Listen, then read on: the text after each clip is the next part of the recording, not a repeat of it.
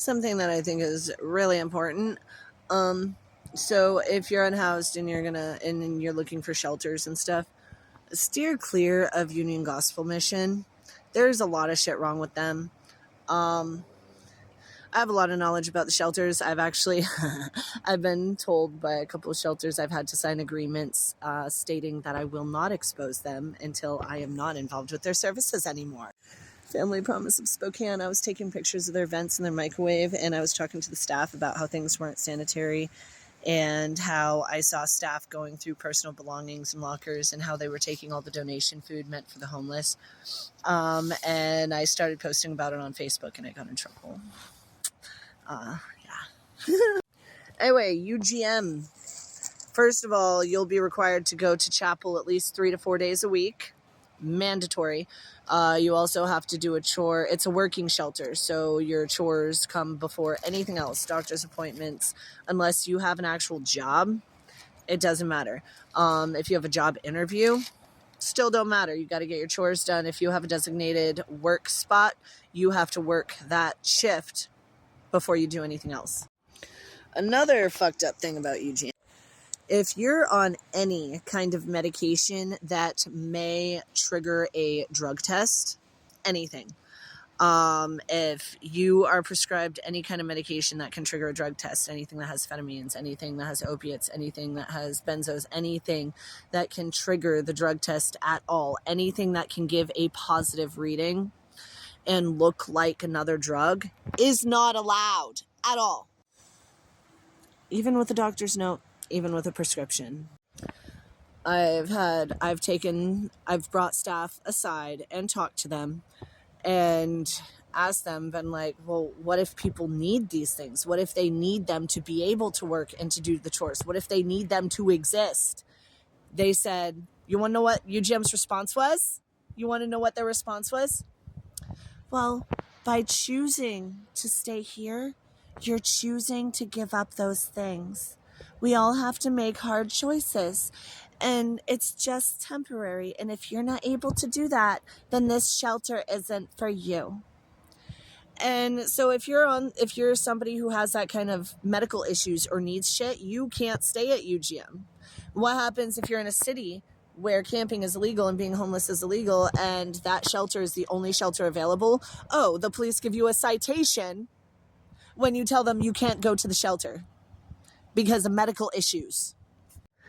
They also there's regular theft in the rooms.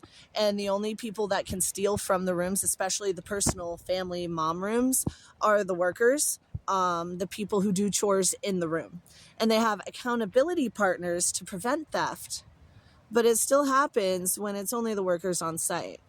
Also, they say they require solely on donors, while Anna Ogden Hall gets funding for every head that gets sent to them. Who sends them most of their stuff? UGM. They also, for their food, rely all on donations.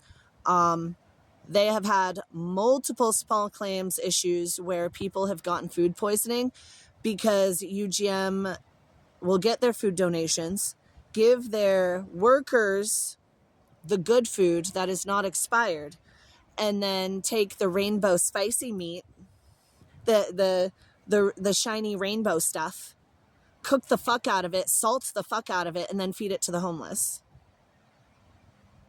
Yeah. Family Promise does similar shit. They get donations from, and Family Promise is federally funded. They're on a payroll. They get a paycheck. And their employees regularly go through the homeless people's food, the donation food, and they'll take the best of what's there. There's a few employees that are chill, but at Family Promise, there's been employees that went through the family's lockers and stole food that people paid for.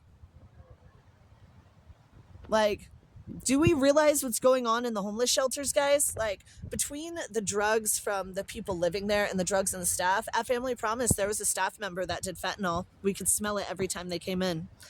Like, it was wild. It was wild.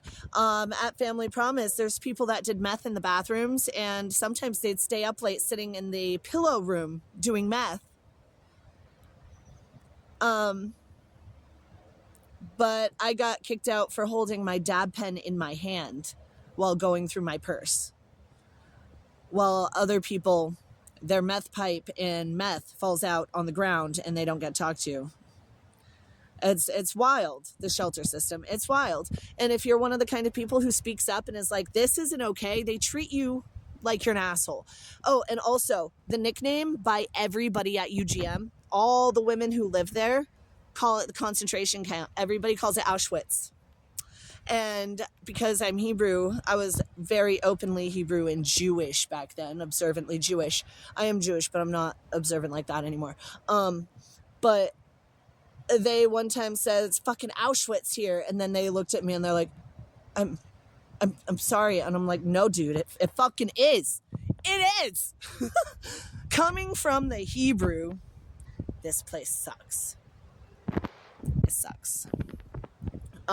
So before you also like suggest the homeless go to the shelters, why don't you like look into what happens in the shelters, like how often shelter staff take advantage of and abuse the homeless, how often they take advantage of the resources that are there for the homeless, how the abuse of power works.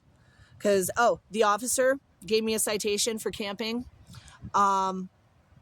Apparently, they're supposed to wait 7 days before even issuing a citation, and he didn't do that. He gave me a citation because I said I can't go to UGM, and then he gave me a citation. So, gonna be fighting that. I'm gonna be calling the homeless outreach. Yeah, don't go to UGM. Don't fucking do it. Don't go to UGM. Don't go to Family Promise. Family Promise is fucking evil. Evil, but I'm not going to get into that. Don't need to get followed and killed.